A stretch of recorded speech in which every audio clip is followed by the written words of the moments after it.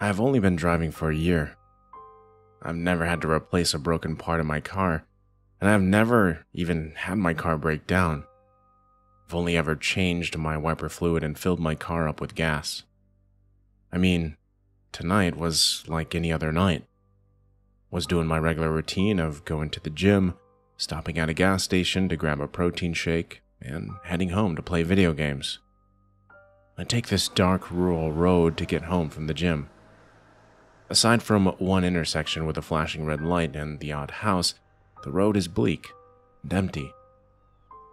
I was on my way home listening to music when my car died. It was instant. Everything went dark. I was confused. I thought my engine would at least start to sputter before my car died. I ended up calling my brother to let him know that I needed a jump and that he'd be here in 10 minutes. I decided, out of fear of animals, that I would lock myself in my car and distract myself on my phone until my brother arrived. I looked around at the darkness surrounding me. It was creepy. It was like I was in a tub of black paint, not a speck of light in sight. Not long after starting to watch a video on my phone, I heard a light tapping sound coming from my roof. Tap, tap, tap. No, I thought it could be some sort of tree branch tapping my car, as I was right beside the entrance to a forest with overhanging trees, but that is when I realized the tapping was more methodical.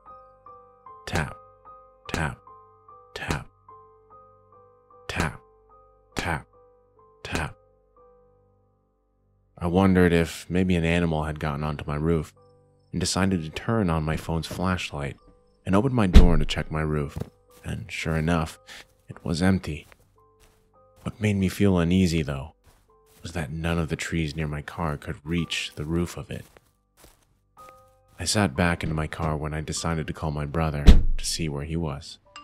"I'm 5 minutes away, man. Stop calling me." I hung up and opened Instagram and started scrolling. As time went on, I realized it had been 30 minutes since I had called him. I decided to call him again, and I got the same answer.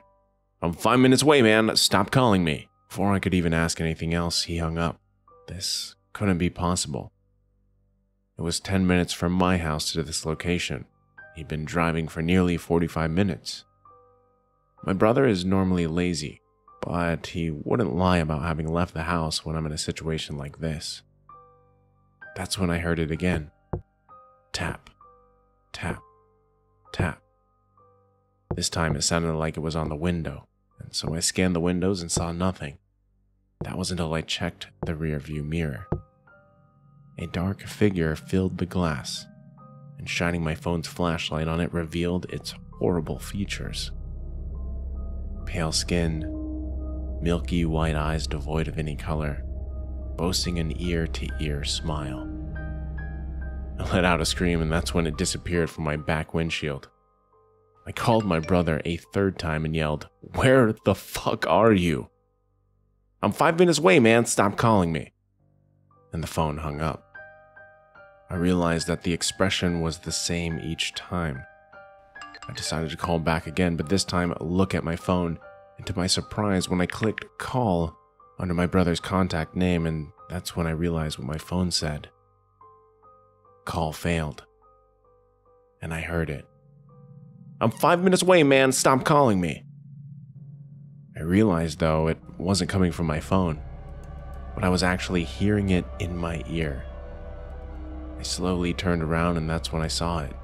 This thing behind me, staring me in the eyes with a blood-curdling smile. He then repeated in my brother's voice, "I'm here." I gripped the door handle and I shoved it open, falling into the road. It was just then when the darkness disappeared and was taken over by light. I looked towards the light source and saw my brother's car pulling up behind mine. I could hear my heart beat thumping in my ears as my vision came in and out, a vignette surrounding what I could see. "What the fuck are you doing?" he said, getting out of his car laughing. "Whoa, what?" I screamed, looking into my back seat. It was empty. "What's wrong?" my brother asked, more serious now. There's someone in my back seat, I said, panicking. My brother retreated to his car and grabbed his gun from his glove box. I checked my phone, and to my dismay, it was only 10 minutes after I called him, and there was only one call in my call history. Just at that time, my brother's car turned off, the darkness coming back. "What the fuck?" I heard him say. Flashed his phone flashlight on my back windshield. His smiling face drawn crudely in a thick red substance I could assume was blood, and small writing underneath reading, Behind you.